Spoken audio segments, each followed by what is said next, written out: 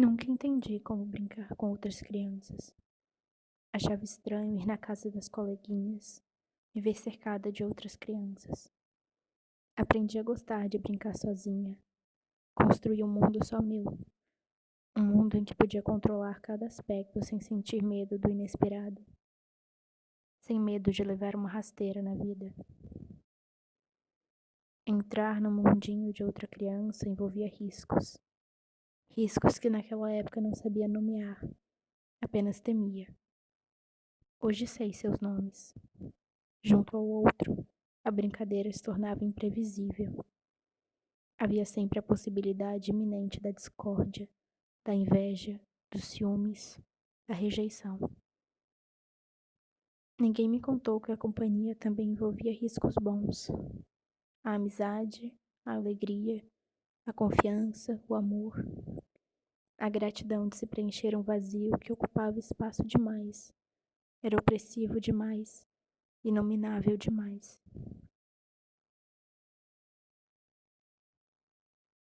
Ainda sinto medo. Medo de adentrar no mundo alheio e me ferir. E mais medo ainda sinto de permitir que entre no meu. Trancafiada na solidão desde o início da minha identidade, me acostumei tanto com ela que aprendi a chamá-la de lá, sem notar o buraco que ela insistia em manter aberto. Tão pungente e aguda eram aquelas dores.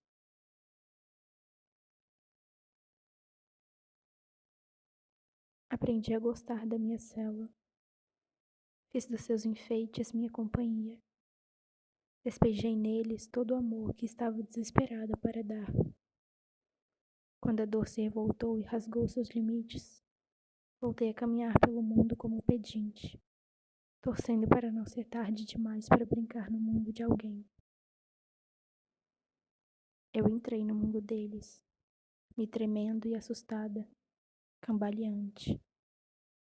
Em alguns consegui brincar, em outros tropecei, chorei, saí correndo e fugi.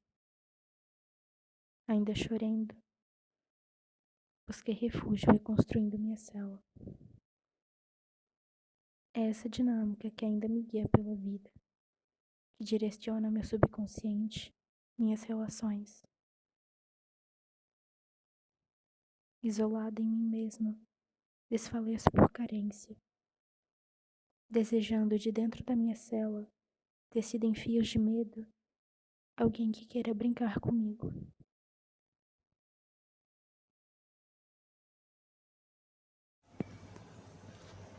É difícil escrever sobre a minha infância, ainda mais sobre questões relacionadas ao isolamento, porque foi algo muito marcante. Acho que esse assunto surgiria mesmo que não fosse o tema proposto, porque quando eu penso na minha infância, a solidão vem de alguma forma. Na maior parte da infância só tinha eu de criança na família. Sou filha única, sobrinha única e fui neta única por muito tempo. Não sei se isso foi tão pesado quanto eu lembro, ou se minhas memórias são distorcidas por serem antigas, mas também não sei se isso importa. O fato é que essas lembranças só existem enquanto memórias, enquanto partes minhas distantes de mim. Então eu só posso lembrar delas da forma como elas se apresentam para mim, e essa é a única versão que eu tenho do que realmente aconteceu. Muitas dessas memórias vivem mais no meu corpo como sensações do que na cabeça como imagens. São memórias que habitam no sentimento de solidão ou solitude, talvez elas sejam o próprio sentimento. Às vezes isso faz com que elas sejam difíceis de identificar, porque existem justamente no sentimento de ausência. E como perceber a presença da ausência no meu corpo? Nesse cenário meio nebuloso, as próprias noções de solidão e solitude se borram. É difícil distinguir até que ponto eu estava sozinha, por falta de opção, por costume ou por escolha. Acho que aprendi a achar um certo conforto nesses momentos sozinho, mas ao mesmo tempo sempre foi meio desesperador. Às vezes me pego tendo saudade de coisas que eu não vivi, de afetos que eu não senti, daquilo que na verdade são lacunas, e devem permanecer assim, porque não adianta tentar preenchê-las agora. Muitas vezes, quando eu recebia demonstrações de afeto e cuidado, não sabia o que fazer, eu não sabia onde colocar isso, não sabia onde estavam os espaços em mim para isso. Eles pareciam já estar preenchidos pelo vazio. Acabei reservando as lacunas afetivas que não podem ser preenchidas na realidade para a fantasia, criando mundos e situações imaginados. Era como se eu precisasse criar uma fuga de mim em mim mesmo, onde eu pudesse ser aquilo que não sou em um lugar só meu. Os buracos da ausência criaram um espaço em mim para o trauma, o sonho e a fuga, como aquilo que não pode ser dito. Nesses lugares moram conflitos afetivos, como o de não saber receber afeto e cuidado, tensionado pela vontade desesperada de me sentir amada, acolhida e protegida. Mas já é tarde. Eu queria mesmo ter sido protegido antes. Quando eu ficava doente, não falava nada, porque ficava sem graça de ser cuidada. Quando eu acordava sozinha de noite e chorava, achando que eles não iam mais voltar. Quando eu torcia para me abandonarem logo para não prolongar mais essa situação. Quando eu era abusada e ninguém sabia, e etc. O abandono foi meu primeiro trauma e se desdobrou em tantos outros. Por anos culpei essa ausência primeira por todas as minhas dores. E talvez muito pudesse ter sido evitado, mas não foi só isso que eu vivi. Comecei a descobrir cada vez mais que eu não nasci em um contexto fácil, mas que cuidaram de mim da forma que era possível. E eu fui sim uma criança amada e feliz em muitos momentos. Passei a olhar com mais carinho para os momentos da minha história e entender que nem toda ausência é uma rejeição e nem toda rejeição é um abandono. Percebi que a melhor coisa que eu posso fazer com as lacunas e dores é procurar não reforçar elas nos afetos que eu escolhi para minha vida. A primeira morte que vi foi a de meu avô materno. Não me lembro de como eu me senti na hora.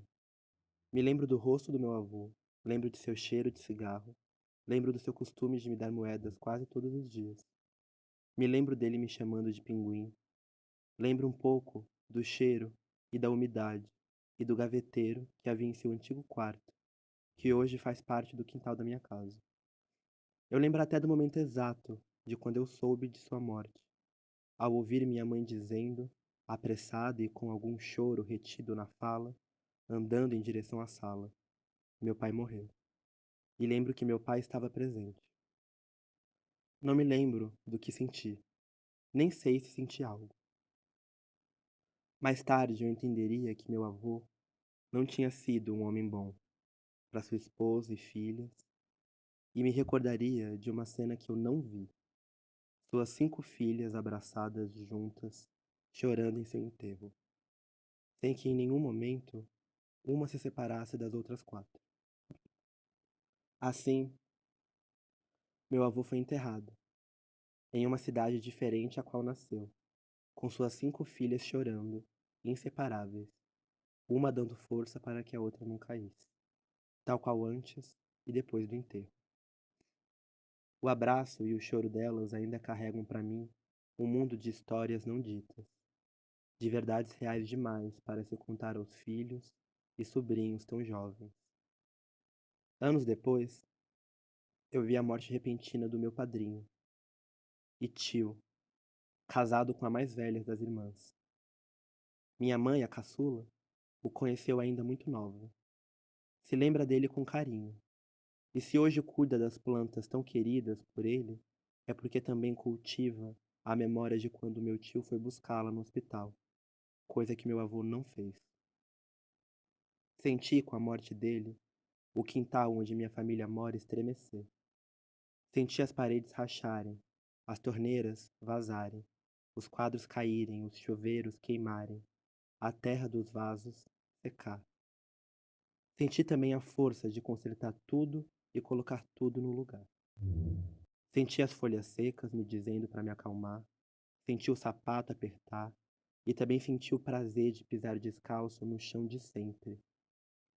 Aproveito para despertar a memória de quando ele fez cócegas nesses mesmos pés. Um tempo depois, viajei para um sítio e via meu tio em todo lugar. Em todo morro, céu, grama, gado, árvore, café e lua. Senti meus olhos mudando e medo e vontade de viver. Alguns meses depois, quem morreu foi minha avó materna. Estava em outra cidade quando recebi a notícia. Senti meus pés não tocando nada. Meus braços ficaram ocos. Sentimento que só passou quando cheguei em casa e abracei minha mãe, que estava deitada na cama, em silêncio. Não me lembro se com a TV ligada ou não. O quintal era só um piso em cima de nada. Não tinha rejunte, nem argamassa, nem viga, nem massa corrida. A casa era só os tijolos flutuantes e a tinta descascando no ar. Um buraco fundo e frio, que apesar de tudo, ainda cheirava a café. Nunca entendi como brincar com outras crianças. Achava estranho ir na casa das coleguinhas, viver cercada de outras crianças. Aprendi a gostar de brincar sozinha, construir um mundo só meu, um mundo em que podia controlar cada aspecto sem sentir medo do inesperado, sem medo de levar uma rasteira da vida. Entrar no mundinho de outra criança envolvia riscos, riscos que naquela época não sabia nomear, apenas temia. Hoje sei seus nomes. Junto ao outro, a brincadeira se tornava imprevisível. Havia sempre a possibilidade iminente da discórdia, da inveja, dos ciúmes, da rejeição. Ninguém me contou que a companhia também envolvia riscos bons. A amizade, a alegria, a confiança, o amor. A gratidão de se preencher um vazio que ocupava espaço demais. Era opressivo demais, inominável demais. Ainda sinto medo.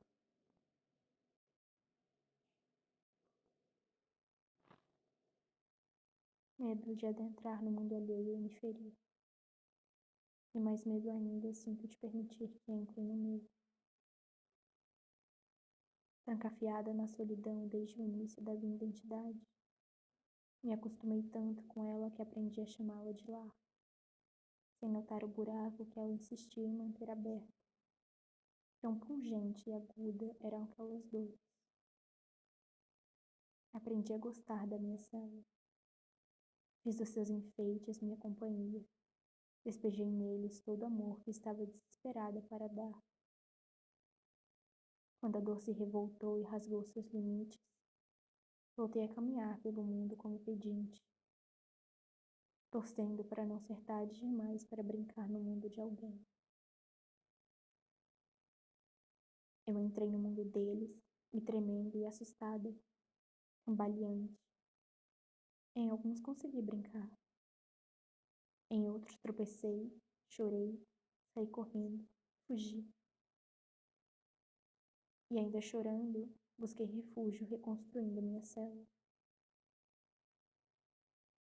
É essa dinâmica que ainda me guia pela vida, que direciona meu subconsciente, minhas relações. Isolada em mim mesma, desfaleço por carência, desejando, de dentro da minha cela, tecida em fios de medo, alguém que queira brincar comigo. Eu me lembro. Lembro de olhar ao redor da sala, ter vontade de me sentir igual às outras meninas. Meninas essas que não tinham nada a ver comigo, que me chamavam de amiga, mas que não me convidavam para brincar, apenas para ajudar a fazer a lição de casa. Eu me lembro. Lembro de olhar para todas elas e sentir vontade de pertencer àquele lugar, de poder soltar os meus cabelos e dizer com toda a certeza do mundo: eu sou linda.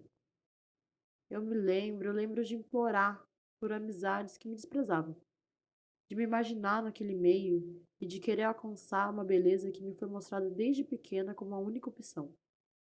Lembro do dia, aquele dia que eu tinha 12 anos. Quem me levou foi a minha tia, e eu não fiquei com medo, mas eu senti dor. Eu lembro da minha mãe falando aos risos que a beleza dói e que ia ser assim para sempre. Me lembro de pensar que para sempre é muito tempo. Sentada naquela cadeira, sentindo o cheiro de formol, o ardor nos olhos, eu me lembro de sentir raiva. Raiva de não pertencer àquele lugar que aparentemente todo mundo estava. Lembro dos cachos escorrendo e se tornando uma versão amassada e ressecada do que um dia tinha sido um cabelo saudável e brilhante. Mais do que tudo, eu lembro do rosto de um garoto que me olhou na manhã seguinte quando eu fui à escola. E foi naquele olhar, naquele instante, que eu descobri que eu não podia ser igual às outras meninas. Não aquelas meninas, e não ali. Foi o dia que eu resolvi fingir. Eu fiz de tudo. Me esforcei de verdade, continuei dando tudo de mim até que eu desisti. E eu me lembro também das últimas vezes que eu desisti de novo, porque no final das contas, nem eu mesma sei até que ponto eu continuo fingindo.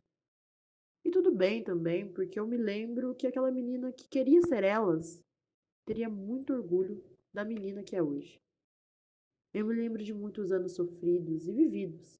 Lembro daquele canto do pátio, daquela cabine do banheiro e de todos os desenrolares de um grande emaranhado de nós que aos poucos foram se desenrolando e se enrolando novamente de formas diferentes.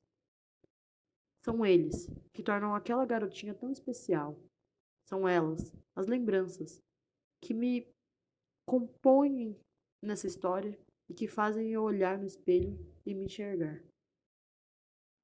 No funeral, talvez depois de me reunir com quase todos os 10 netos para dar as mãos e rezar um Pai Nosso conduzido pela minha irmã ao redor da minha avó, magra e branca, coberta por um tecido quase tão branco e magro quanto ela, senti que ela havia me deixado de herança suas histórias.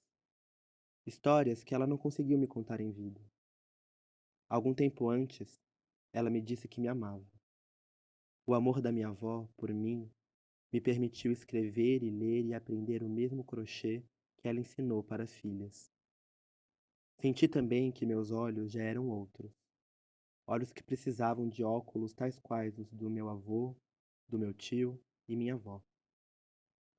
Ainda choro pensando no amor dos meus familiares próximos que morreram.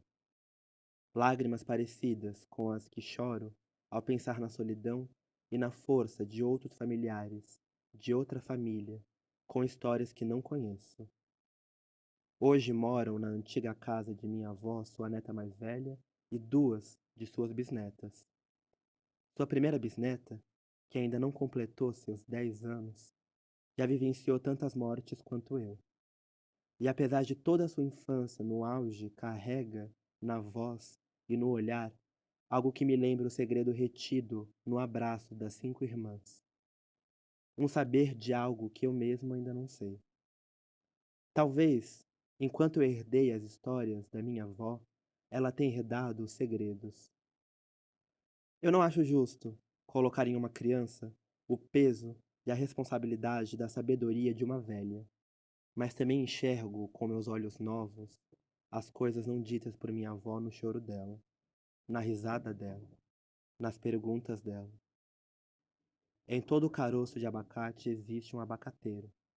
Foi isso que eu pensei quando experimentei cultivar mudas de abacate em casa. Mas também, em outras palavras, quando uma das vizinhas mais antigas do quintal da minha família me disse, na missa de 7º dia de minha avó, que quando a raiz é forte, a árvore dá bons frutos.